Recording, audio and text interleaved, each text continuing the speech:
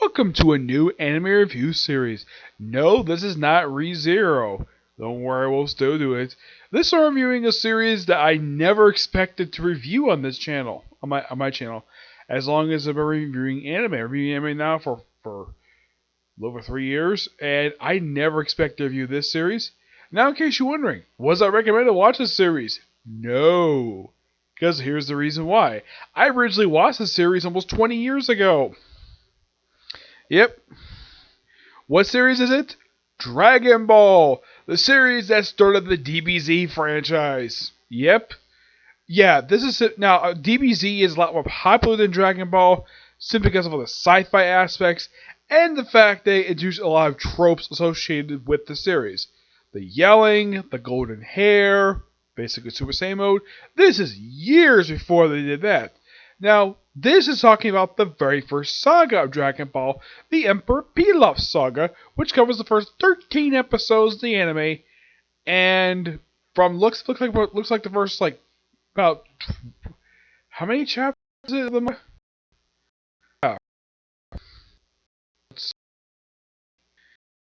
it? It is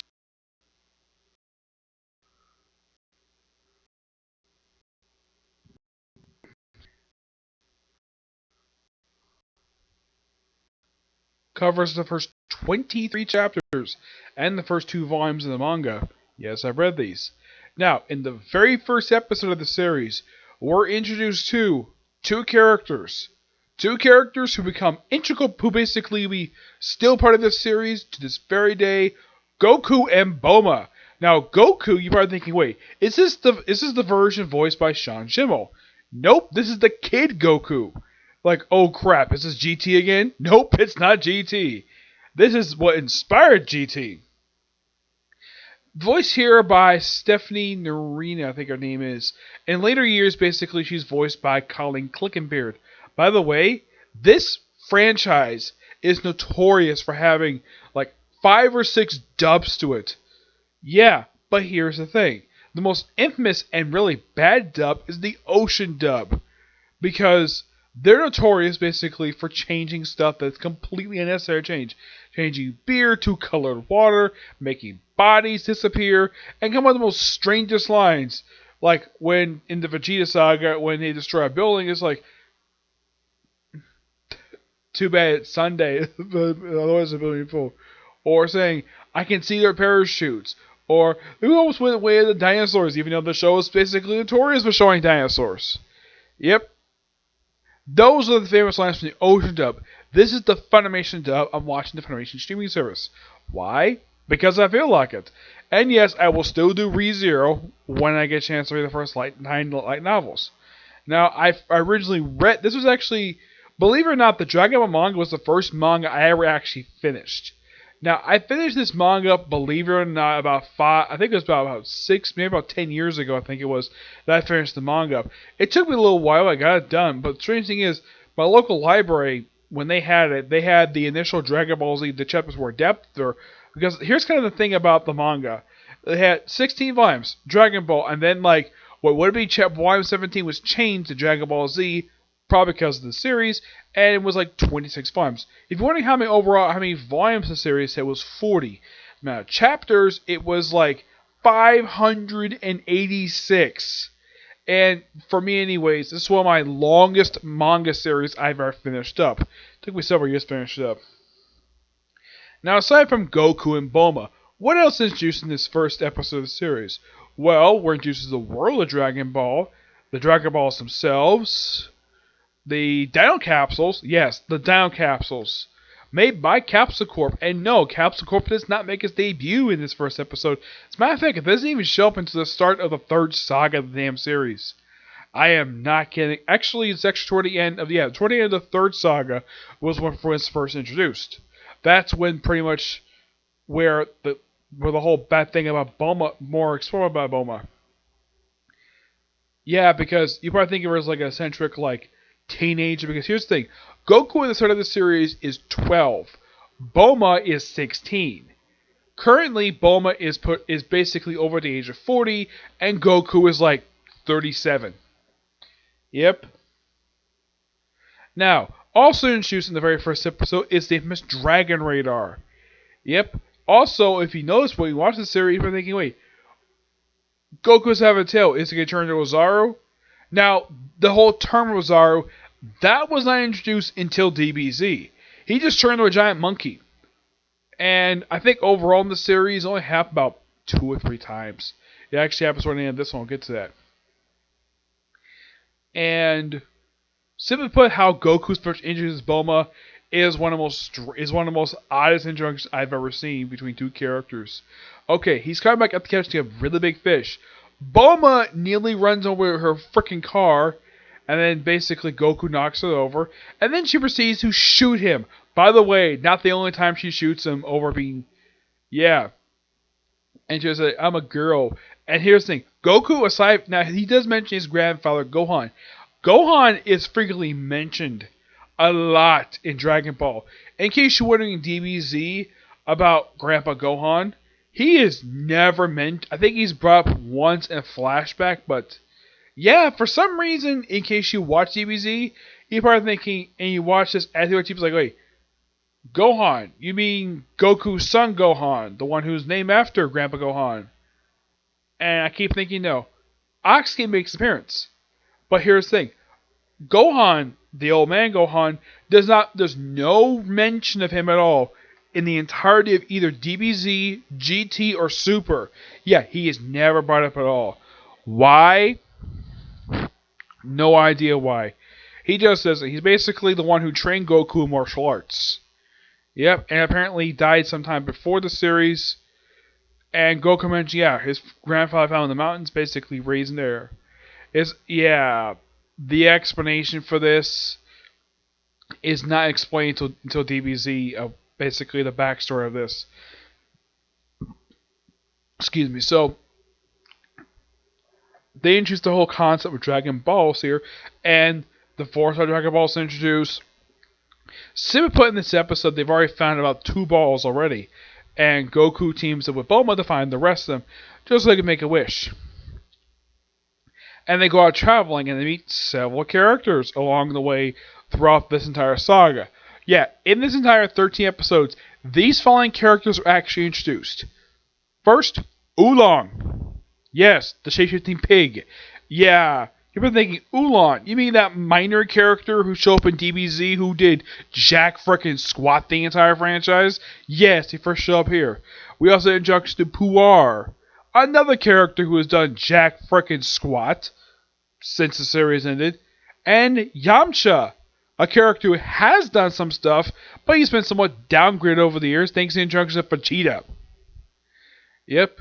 We also get introduced to Emperor Pilaf, the main villain of the saga, along with his supporters Shu and Mai. Yes, this is the same saga that introduced the same characters who become little kids in Super. Yep. And here's the thing about Mai. Mai is not, unlike in Super, where she's voiced by Cullen Clickenbeard when in her adult form, here she's voiced by a completely different person. Oh, in case you're wondering how old Mai is at the start of the series, she's 41. She clearly doesn't look it. So, does that mean, because it's been like 25 years since the start of the series in universe, that she's currently, let's see, I think she's probably about 66. Despite the fact she's a child now, and Trunks has got a crush on her. Yeah, that's something that's completely left up to the viewer. Yeah, that Trunks is in love with with a woman who's basically like, oh, I think she's about like 50 years older than he is. And he's supposed to be 12. Yeah, but they're a child, so of course she grows up late in the future. We also get introduced to 3 other characters. Now, these 3 characters are still around to the franchise to this very day, one of whom is not featured very much in the series. Now, these 3 actually 4 characters. Yeah, there are 4 other characters introduced here. We have an introduction of Turtle. Yes, there's a character named Turtle. A character who is like roughly like, I think he's supposed to be like over 100 years old, I think he's supposed to be. And when he's first introduced, simply put, he is a turtle who has been trying to search his way back to the ocean for like 20 years. He gets back to the ocean and I have a present for you. So, what does he do? He goes away for a while, comes back, and he introduces us to the Turtle Hermit Master Roshi, a very important character to the franchise. The man who actually becomes Goku's teacher, and one of the most vital characters in the Universal Survival arc. The stuff about the character is some of them introduced here, but not everything. The only thing introduced about the character is his name, the fact he's a martial artist, the fact that he trained Gohan, and, well, basically Goku's grandfather, and the fact he's a pervert. Oh yeah, and every time he does pervy stuff, his nose bleeds. Also, here's kind of the thing. Bulma has this thing where she changes her clothes every episode. This episode, you have her basically a nightgown for most of the episode. First she's driving a motorcycle, and then she's basically, Goku's carrying Turtle. And apparently Goku, on that very day, because he had no idea what a girl's, groin area even looked like, he apparently took the time to remove her panties. For some reason. He panicked over nothing, and nothing is made of it until the end of the episode. Yep. So, basically, in exchange for Goku giving Roshi back Turtle, he gets the Flying Nimbus. Now, here's something interesting about the Flying Nimbus. The Flying Nimbus is an object that's frequently used in this very series, but here's the thing. By the time Dragon Ball Z starts up, after the Vegeta Saga, the Nimbus Cloud disappears and is never seen again until just before the Universal Survival Tournament starts up. Why? Because the characters actually can fly. That is the whole purpose. That's actually the reason why that the cloud stopped showing up, because the characters learn to fly. Obviously. We also get a chance to choose two other characters who are very important. One of whom actually gets married to the main character. Chi-Chi! Yes, the woman who became the mother of Gohan and Goten, and the grandmother of Pan and the mother-in-law of Videl. Yes, the same woman who, after she gave birth, became a very cranky woman and very strict. Yeah, where she basically very demanding, giving her son lessons. Yep. Though she's as a very beautiful little girl, we also introduce... Now, here's the thing. Her outfit is not the outfit she would be known wearing in the series. Nope, her outfit simply is this. A helmet with a horn on it, metal bikini armor, and a cape. That is her outfit. And she's quite tall. And here's kind of the strange thing about this character. When she's first introduced, she is actually taller than Goku. I mean, almost everybody is taller than Goku except for Krillin. And here's something interesting about that.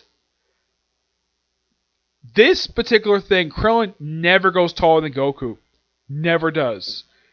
And that's a minor trope in this series that's never brought up at all. Yep, we also introduced to the Ox King, a character who does somewhat show up in this series and DBZ. He's mostly just a recurring character. And the thing is, in case you're wondering about his attire, because if you watch him in DBZ, he's not wearing a button-up shirt and a tie, an ox hat, black pants. That's his attire that he wore starting with the final saga of the series up until recently. But here it's he's like a big warrior, and his castle on fire, which apparently he is kind of the reason for that, because he basically portrayed himself as an evil guy. So have him be evil just for pure laughs and giggles. So yeah. So he basically created a fire that basically consumed his castle. I'm gonna bring Roshi. I'm gonna get Roshi and get this magical fan. So he goes to visit Roshi at his house. A house that will still appear to this very day. Its most recent appearance was actually, and believe it or not, the lead up into Universal Survival Tournament. That was the last known appearance in the franchise, that particular house. Though one thing introduced by the house is not introduced later on. Oh yeah, and also Bulma's diner capsule also come with a house aside from coming vehicles. It contains a house they can sleep in, which apparently Goku is ever exposed to electricity, like a bath, like basically Bulma introduced into a whole bunch of stuff. Yeah, but he's kind of an idiot, and he also tried to come in when Bulma should take a bath.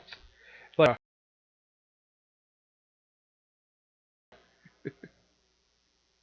and she also complained about basically spending time with her makeup on, doing her hair. It's typical Bulma. I'm trying to think though.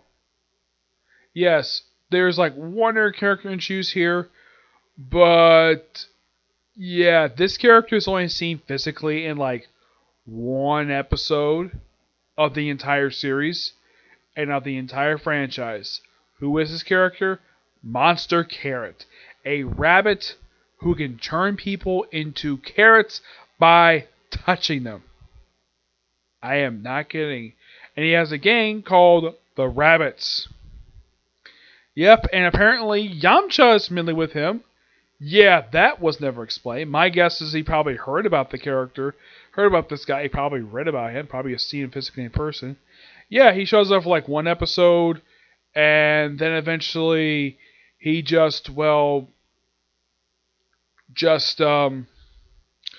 let's see, like pretty much when he, there we go.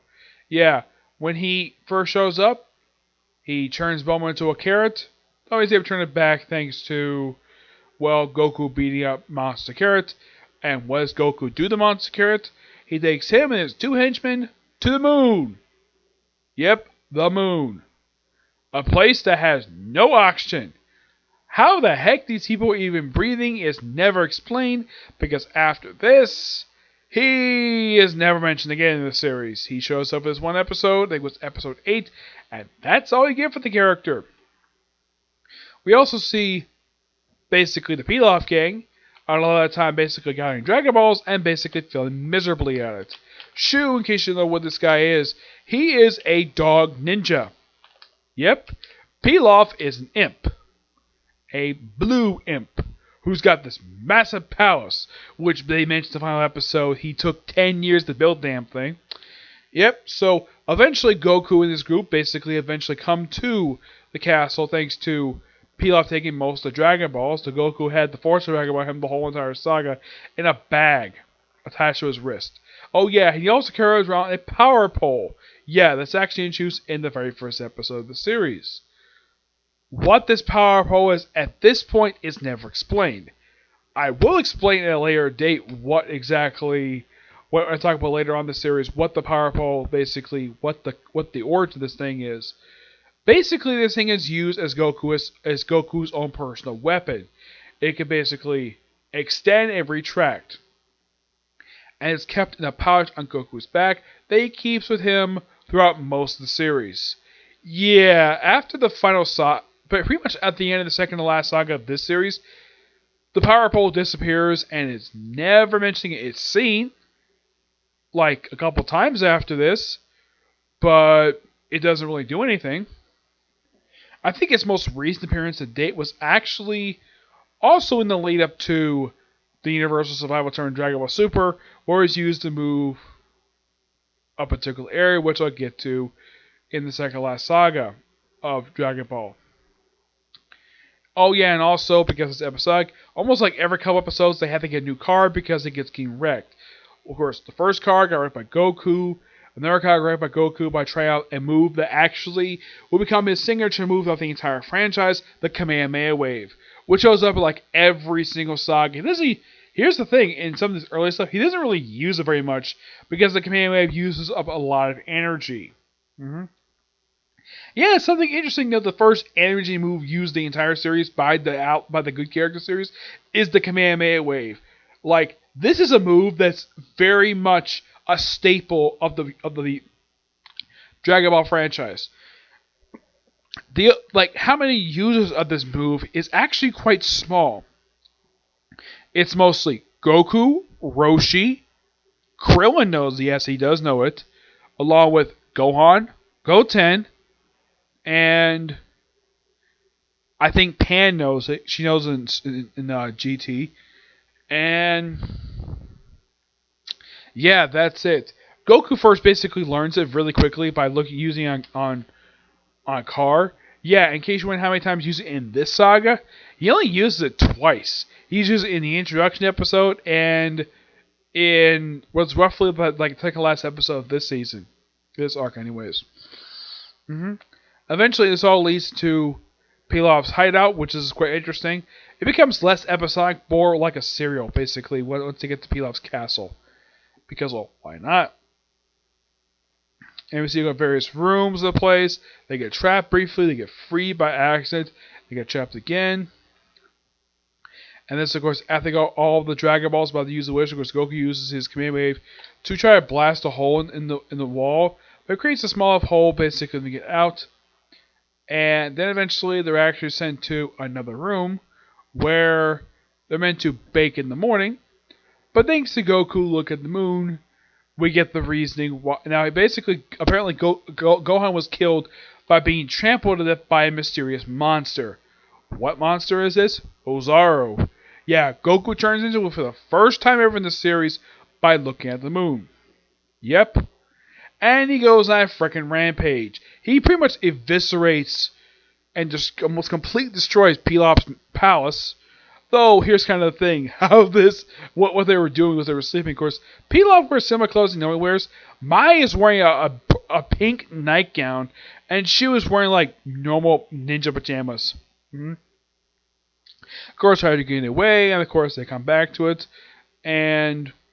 oh yeah, in case you're wondering, does the palace ever show up after this? No. They actually get a replacement base after this, which they were used for pretty much most of the rest of this particular series. And how is Goku turned back from Ozaru back to himself? By having Puar turn into a pair of scissors, chop up Goku's tail, turn back normal. Of course, he's completely naked, though he's able to basically cover his nakedness thanks to Oolong giving his freaking pants. Yeah, and also Goku had this thing, though thank God he stopped doing it after the World Tournament finished up. He had this thing for grabbing people in the groin to check and see if they're a boy or girl.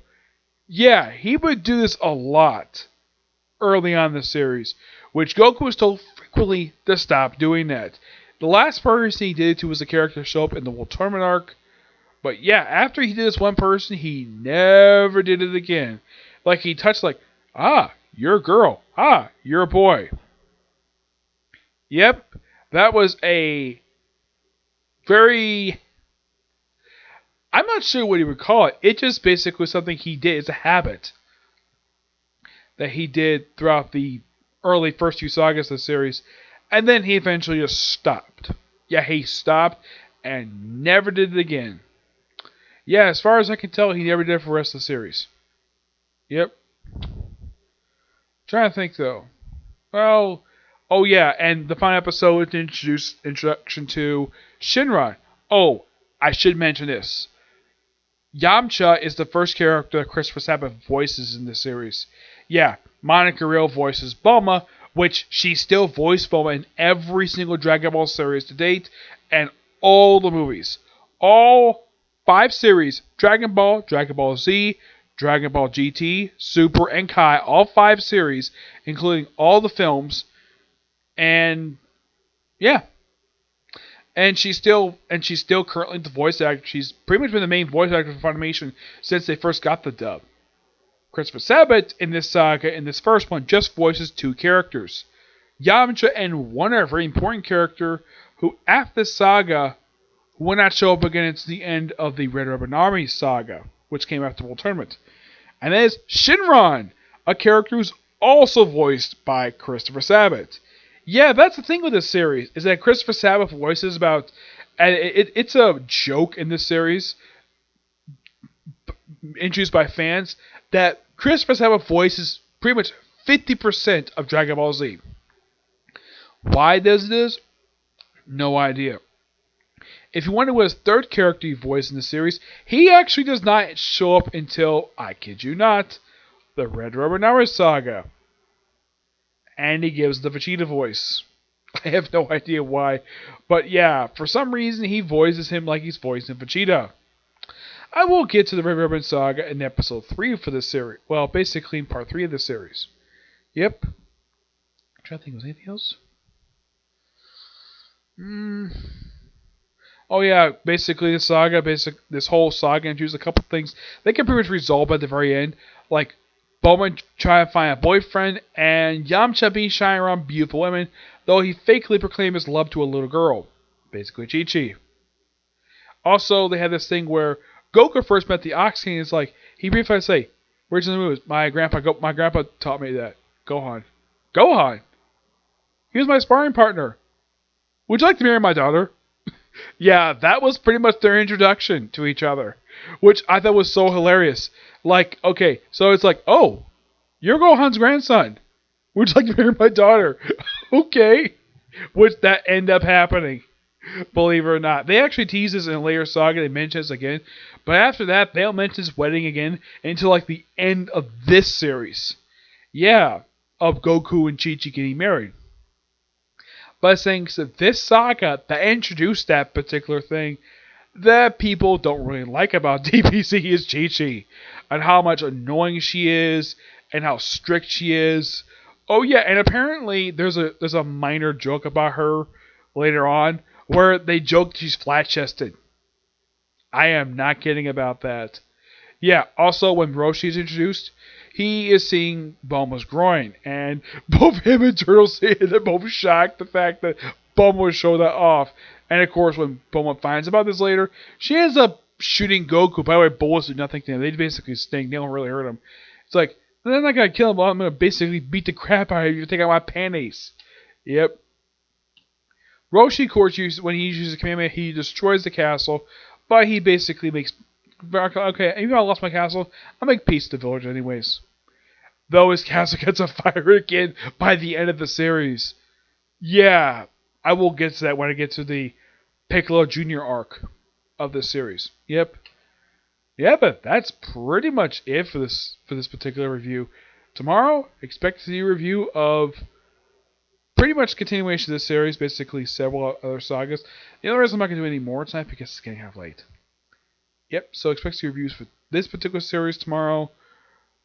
Yeah, eventually I will get to ReZero probably later when I finish the light novels. Right now I'm just reviewing Dragon Ball because I want to get some videos out.